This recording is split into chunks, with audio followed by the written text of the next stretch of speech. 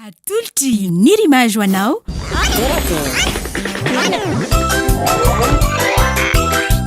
Torak'Hehy. Hitanao ny alatsinainy ka hatramin'ny zoma ary misy eo nandrisy ny herinandro isaky ny asabotsy.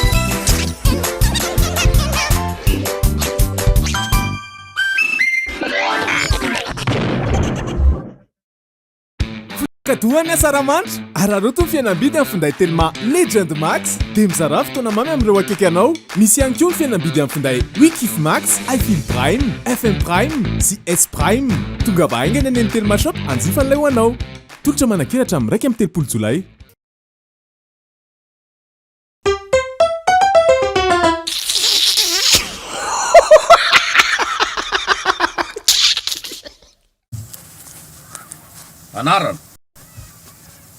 Anarana. Bongeg. Raha ianao manana basy, ataonao inona? Ny basy tena izy. Basy tena izy. Basy lava sa basy fohy? Basy lava. Fitifilana vorona sa mitraety. Mitraety. Misy bala. Misy bala. Tonga de tifiriko mivoaka ny tokotala zay mihetsika reky boum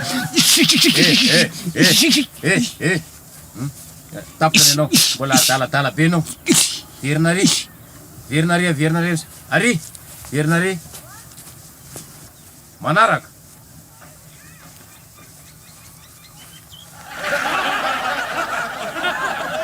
Rambo.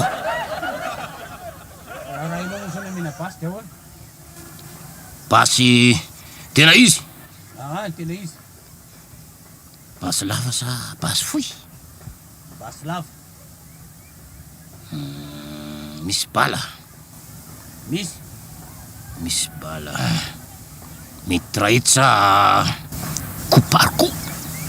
Mitraety. Alaiko ny basy. Apetako ny chargeur. Idiko ny fekibo. Lase kiraro.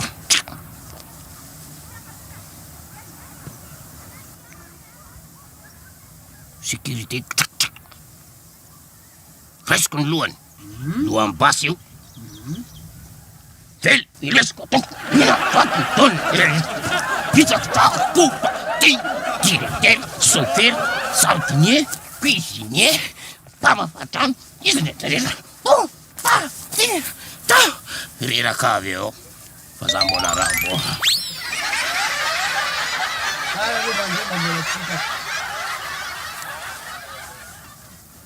Finday kadohany asaramanitra ary aroto ny fianambidy amin'ny finday telma Legend Max dia mizara fotoana mamy amin'ireo akaiky anao. Misy ihany koa ny fianambidy amin'ny finday Wikif Max, iFeel Prime, FM Prime sy S Prime. Tonga vahaingana any amin'ny telma shop anjifan'ilay ho anao. Tolotra manakiratra amin'ny 1 Jolay.